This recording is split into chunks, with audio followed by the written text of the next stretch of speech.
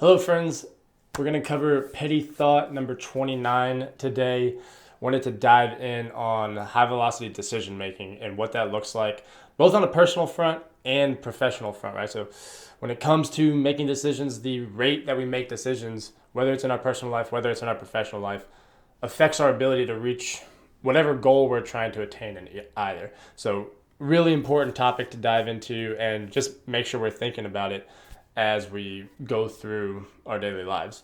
So when I start thinking about high velocity decision making, one of the first things that comes to mind is the quality of those decisions.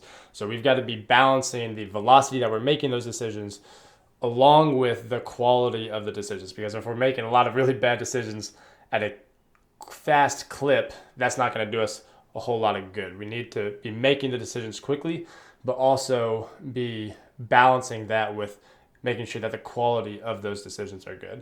So as I kind of started diving in and thinking about that, I was reminded of one of Jeff Bezos's shareholder letters that he wrote in 2016. So for those of y'all that don't know, first off, Jeff Bezos's letters to shareholders are incredible. I did not realize that.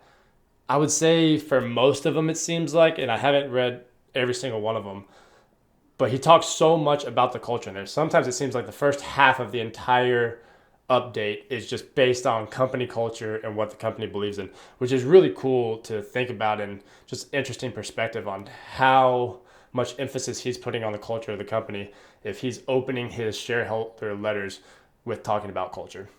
Anyways, that part aside, in his 2016 shareholder letter, he talks about high velocity decision making. He touches on a few different key points, but one of them really stood out in regards to me because it applies both, like I said, on the personal front and the professional front. So what Jeff writes was, most decisions should probably be made somewhere around 70% of the information you wish you had.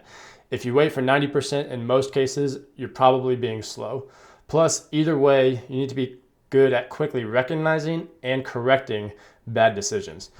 If you're good at course correcting, being wrong may be less costly than you think, whereas being slow is going to be expensive for sure.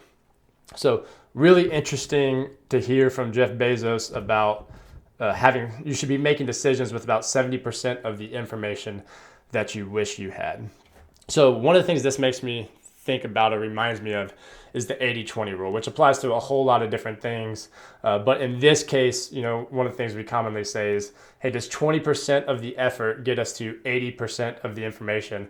And then it would take 80 more percent of the effort to get that last 20%, right? So how much digging can we do? How quickly can we get a good amount of information and then make the decision at that point?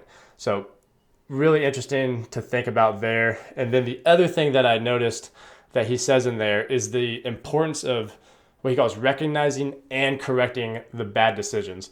And I think for me, one of the areas I've struggled with in the past that I want to work on improving in the future is that recognizing part.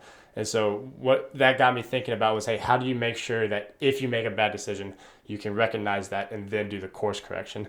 So the two things that kind of stuck out to me were, one, you got to have an objective goal, right? So if you don't set a metric for what a good decision would produce for you, if you don't have that set, it's going to be hard to kind of look back and retroactively say, hey, did this accomplish what we wanted to or not? And you're going to have biases coming in because you're going to want to think that it accomplished what you wanted it to. So making sure that you can set that objective measurement and then ideally have a way to constantly be monitoring to see if you're meeting that measurement or if you're falling short or how exactly you're doing compared to that goal.